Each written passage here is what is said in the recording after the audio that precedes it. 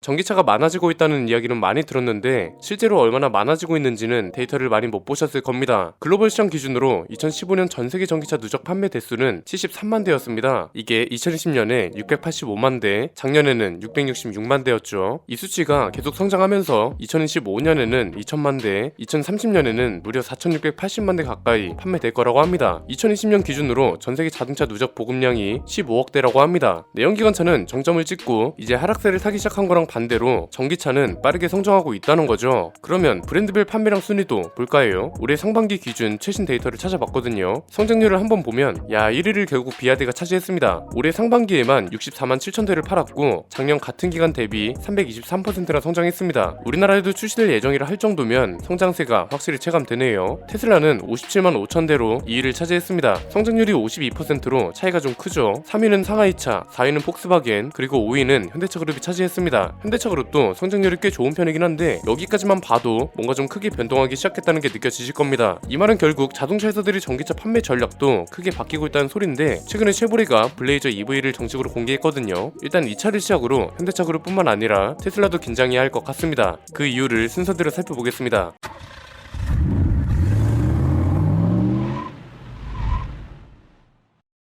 쉐보레가 블레이저 EV를 정식으로 공개했습니다. 지난번엔 사진 몇 장만 공개를 했는데 이번에는 사진하고 영상 그리고 가격하고 스펙까지 거의 모든 걸 공개했습니다. 일단 GM 자체 측정 기준으로 515km를 주행할 수 있다고 합니다. 그런데 전기차에 관심 많으신 분들은 아실 겁니다. 이제 주행 가는 거리는 평균치가 많이 올라온 상태라 더 관심이 가기 시작한 건 가격이라는 걸요. 가격도 공개가 됐는데 일반 모델은 45,000달러부터 시작이고요. 고성능 모델은 65,995달러부터 시작됩니다. 우리 돈으로 따지면 일반 모델은 5,900만 부터 고성능 모델은 8,660만원부터 시작된다는 겁니다. 5,900만원부터면 아이오닉 5, 아이오닉 6, EV6 이런 차들하고 완벽하게 겹치죠. 그런데 중요한 건 블레이저 EV 크기가 산타페보다 크다는 겁니다. 크기는 큰데 가격은 겹친다. 이러면 현대차도 긴장하지 않을 수 없죠. 만약 우리나라에 500만원 정도 비싸게 들어온다고 생각해볼까요? 이러면 보조금 350만원을 받을 수 있는 거니까 6천만원 정도면 구매할 수 있는 거죠. 차 크기나 성능을 감안하면 막 터무니없는 수준은 아닌 것 같습니다. 그냥 디자인만 봐도 상당히 잘 나왔습니다. 전면부는 호불호가 조금 갈릴 수 있을 것 같은데 후면부는 상당히 날렵하게 잘 나온 것 같습니다. 그리고 저는 외관보다도 실내가 더 눈에 들어오더라고요. 사실 얼마 전까지만 해도 미국 차는 실내 디자인에 대한 기대치가 전혀 없었거든요. 고리타분하거나 너무 오래된 느낌만 들고 이 정도면 되겠지 이렇게 만든 듯한 성의 없는 구성이 느껴지는 게 미국 차였습니다. 그런데 GM이 에스컬레이드 풀체인지를 시작으로 실내 디자인에 신경 쓰기 시작하면서 쉐보레도 풀체인지 모델들은 실내 디자인이 꽤 괜찮아졌습니다. 이번 블레이저 EV도 실내를 보면 어떤가요?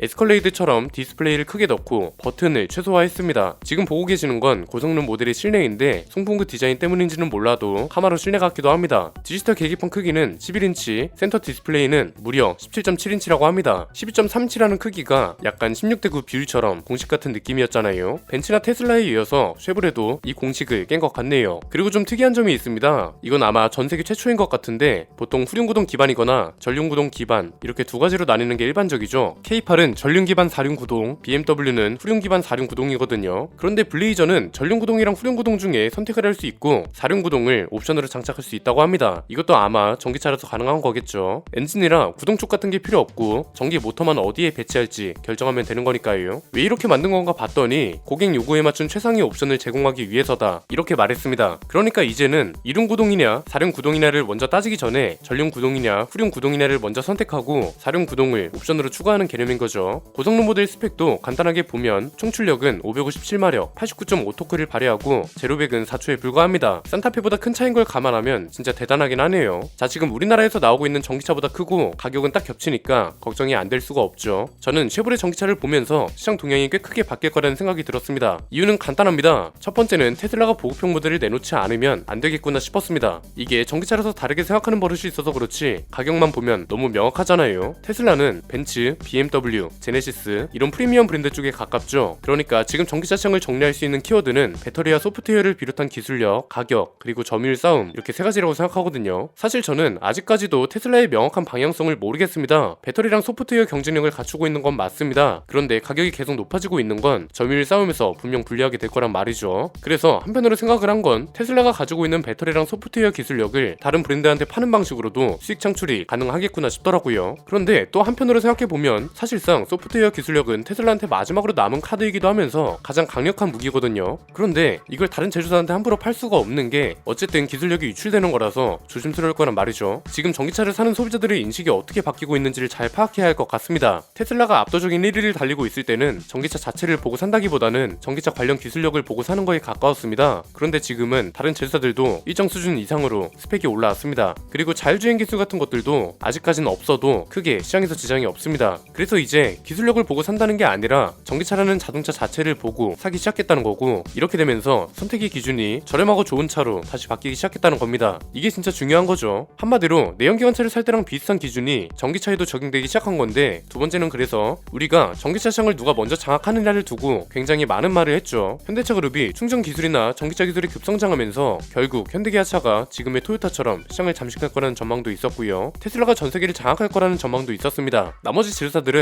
약간 후발주자 느낌이었고요. 그런데 요즘 상황을 보면 어떤가요? 결국 점유율이라는 건 얼마나 싸고 좋은 차를 많이 만들어서 파느냐거든요. 가격 경쟁력 자체는 테슬라를 제외한 미국 브랜드 그리고 폭스바겐이 먼저 선점하고 있는 느낌입니다. 폭스바겐은 ID 시리즈의 엔트리 모델들로 보급형 전기차 개념을 잡아가기 시작했습니다. GM은 쉐보레를 중심으로 저렴한 전기차 출시를 강점으로 가져가고 있죠. 볼트나 이코넉스 EV가 지금은 대표적이고 2030년까지 30종이나 되는 전기차를 출시할 거라고 하잖아요. 그중 국내에는 10종이나 출시할 거라고 하고요. 지난번에 전기차 가격 때문에 테슬라가 좀 위험해질 수 있겠다는 얘기를 하니까 테슬라 기가프레스 기술이랑 보급 능력을 무시하면 안 된다는 반박도 있었습니다. 저도 압니다. 테슬라의 기가프레스 방식은 모든 자동차 회사들이 본받아야 할 점이 맞고 이미 본받고 있는 브랜드도 많습니다. 진짜 말도 안 되는 효율로 생산 단가랑 시간을 줄이니까 말도 안 되는 수익이 발생하거든요. 테슬라랑 토요타를 비교해보면 판매 대수는 토요타가 압도적입니다. 그런데 시가총액은 테슬라가 압도적이고 설립 연도랑 종업원 수를 감안해도 테슬라가 얼마나 대단한지 체감이 되실 겁니다. 그런데 이건 구분을 잘해야 합니다. 아무리 생산 능력이 좋아도 수요가 없으면 끝 아닌가요? 사는 사람이 없는데 아무리 잘 만들면 무슨 소용이에요? 테슬라가 바보라는 게 아니라 이런 걸 고려하지 않으면 안 된다는 거고, 그렇기 때문에 다른 질서들을 계속 견제해야 한다는 겁니다. 그래서 어떻게 보면 전기차 시대로 완전히 바뀐다고 하더라도 브랜드별 시장 점유율이랑 순위가 크게 바뀌지 않을 수도 있겠다는 생각이 들었습니다. 일단 지금 상태만 보면 일본 차는 여전히 힘들어 보이고요. 내연기관차 시장을 보면 미국 차랑 독일 차가 강세잖아요. 그런데 지금 전기차 시장도 어떤가요? 테슬라만 떼놓고 봐도 미국 대중 브랜드의 속도가 상당히 무섭습니다. 우리나라만 봐도 알 수 있습니다. 수입 전기차 판매량을 보면 테슬라가 강세라는 말은 옛말이 된 지 오래입니다. 만약에 쉐보레가 전기차를 도입하면 이 비율이 당연히 더 낮아질 겁니다. 전기차 성장 속도가 빠를 수 있는 이유는 그간 계속 말씀드렸던 자동차 제작 기술 때문입니다. 100년 가까운 기술력이 있다는 걸 무시할 수 없다는 게 중요한 포인트가 된다는 거죠. 왜냐면 내연기관차는 엔진부터 플랫폼까지 모든 걸 제조사 스스로 개발하고 만들어야 경쟁력이 됐습니다. 그런데 전기차는 가장 중요한 배터리팩을 배터리 회사로부터 공급받으면 그만입니다. GM도 지금 배터리를 LG한테 공급받고 있습니다. 그러니까 LG를 생각하면 우리나라한테도 좋은 건데 자동차 시장을 생각하면 현대차 그룹한테는 그렇게 좋지 않은 상황인 거죠. 그나마 좀 다행인 건 현대차도 2천만원대 보급형 전기차를 만들겠다고 선언한 거죠. 그런데 지금 속도를 봐서는 GM을 견제하기가 힘들지 않을까 합니다. 아마 아이오닉 7 같은 차들의 가격이 어떻게 나오냐에 따라 다를 것 같은데 2천만원대 전기차 개발이 지금 시작됐으면 최소 2년 정도는 기다려야 할 거잖아요. 그동안 다른 브랜드는 가만히 있을 거냐 이거죠. 세 번째는 일단 시장 방향성은 명확하게 나뉘기 시작했다는 겁니다. 사실 지금 GM이 하고 있는 역할을 현대차가 했으면 어땠을까 하는 아쉬움이 있습니다. 어쨌든 이번에도 미국 회사들이 주도권을 가지고 가기 시작했습니다. 테슬라를 중심으로 한 프리미엄 시장, GM과 포드를 중심으로 한 대중 브랜드 시장, 그리고 이 큰 기준을 토대로 여러가지 브랜드가 방향이 나뉘고 있습니다. 사실 한국 시장은 크게 걱정되지 않습니다. 블레이저 EV는 아직 국내 출시 여부가 결정되지 않았고 북미에도 내년 여름에나 출시된다고 합니다. 물론 현대차가 충분히 잘하겠지만 제네시스 그리고 현대차랑 기아를 가지고 투트랙 전략을 빠르게 보여줬으면 합니다. 지금 전기차 시장은 카드가 명확합니다. 이미 현대차는 전기차 기술력이 꽤 좋습니다. 무엇보다 충전 기술을 전 세계에서 인정받고 있고 대중 모델 보급도 꽤 빠른 상황입니다. 남은 건 가격밖에 없다는 건데 아마 아이오닉 7도 저렴한 차 타이틀을 가져가긴 힘들어 보입니다. 지금 팔리고 있는 팰리세이드보다 조금 더 비싼 수준이라면 가능할 것 같은데 글쎄요, 아직은 전망하기가 좀 어렵네요.